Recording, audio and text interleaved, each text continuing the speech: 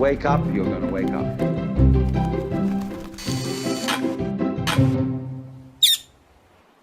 There is no greater or grander sports event on earth than the Olympics.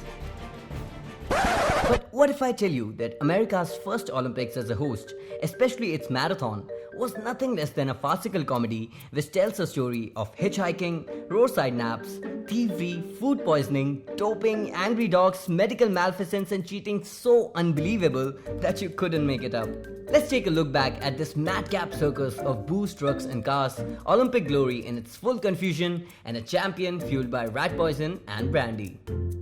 Everyone knows being hydrated is important while running or even jogging.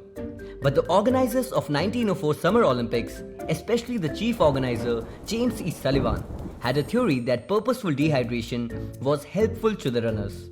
So he decided to use the Olympic Games as his personal laboratory and the contestants as the guinea pigs, allowing only one water station along the entire course. Now let's take a look at our contestants. In 1904, St. Louis wasn't the easiest place to get to. The cost of the tickets and the war between Russia and Japan prevented most of the European and Asian athletes from coming to America. In fact, it was so remote that most countries did not even bother to make the trip. Out of the 651 athletes that participated in the games, 526 were American. And as for our wild marathon, 42 registered and 32 showed up. Most of the athletes who took part in the Olympic marathon were not experienced long-distance runners. Americans Sam Miller, A.L. Newton, John Lawden, Michael Spring and Thomas Hicks were all experienced marathoners and were among the favorites. Another American was Fred Laws, who did all his training at night as he had a day job as a bricklayer and had earned his spot in the Olympics by winning a special 5-mile race. Among the leading odd ones were 10 Greeks who had never run a marathon, 2 barefoot men belonging to the Suana tribe of South Africa who were in town for the World Fair as a part of the South African exhibit, and a bizarre Cuban mailman named Felix Carbajal. Felix had raised money from sponsors to come to America by demonstrating his running capabilities throughout Cuba. What did he do with this money? He reached as far as New Orleans and lost all of it in drinking and gambling, which meant that he now had to walk and hitchhike through the wilderness to St. Louis in time for the marathon. Not having eaten for 40 straight hours, Felix showed up to the starting line in a dress shirt, slacks, leather street shoes and a beret. One fellow Olympian took pity, found a pair of scissors and cut Carbajal's trousers at the knee. The course was 24.85 miles. The roads were full of steep inclines and declines across a total of 7 hills. Most of the ground along the route was thick with dust and loose stones that cut into the runners' feet. And at one point, the route passed directly through the center of town across a busy road where runners had to dodge speeding two-way traffic and a horde of pedestrians. It was 3 p.m. in the afternoon, pistol was fired and the runners were off. The organizers thought it would be a great idea to make the support vehicles drive a few meters ahead of the runners on the track.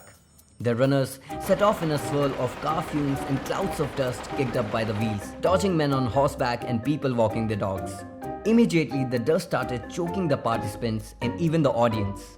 With no choice, the runners ran directly into it, struggling to see and slowing way below their usual pace. This, combined with only one water stall being available along the track, almost caused the death of William Garcia, who was found collapsed at the side of the road, coughing up extensive amounts of blood.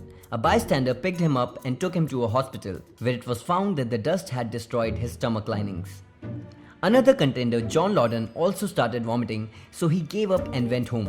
Fred the bricklayer was in the lead, but our gambler also wasn't very far behind. On reaching the crosstown part of the route with the busy traffic, he noticed a passing car and people eating peaches inside. Suffering from hunger and no coaches to assist, our runner asked if he can have some of the fruit.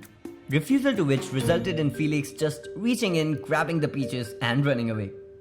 Fred, still in the lead, succumbed to exhaustion and stomach cramps, while his trainer was driving in one of the support vehicles. So he sat in the car and the trainer drove towards the finish line to pick Fred's clothes. More interested in food than the race he had raised funds for, Felix now went off track into a nearby orchard, plucked some apples and ate them, which turned out to be rotten inside and gave him awful stomach cramps. So he decided to take a nap on the roadside, which allowed another contestant, Mela, to overtake him. But then Mela also suffered from the cramps because of the dust and gave up. The African runners weren't doing any better either. One of them, despite of being a talented marathoner, Len Tao was chased miles off track by a pack of wild dogs. At 10 miles, Thomas Hicks was severely dehydrated and begging for water, but his trainers flat out refused. Best they did was sponge out his mouth with warm water, then made him drink a homemade mix of egg whites and rat poison. Why? Because Sullivan wasn't the only one with crazy ideas at that time, that's why.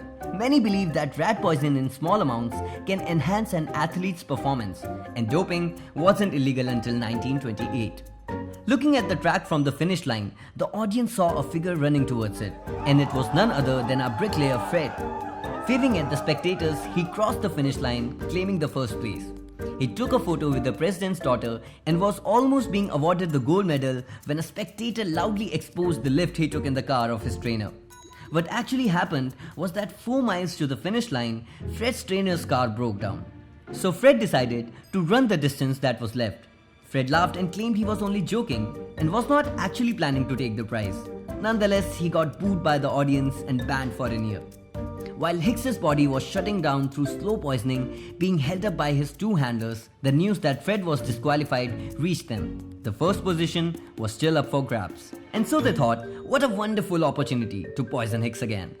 Running, fighting against the dust, the heat and the poison, Hicks began hallucinating.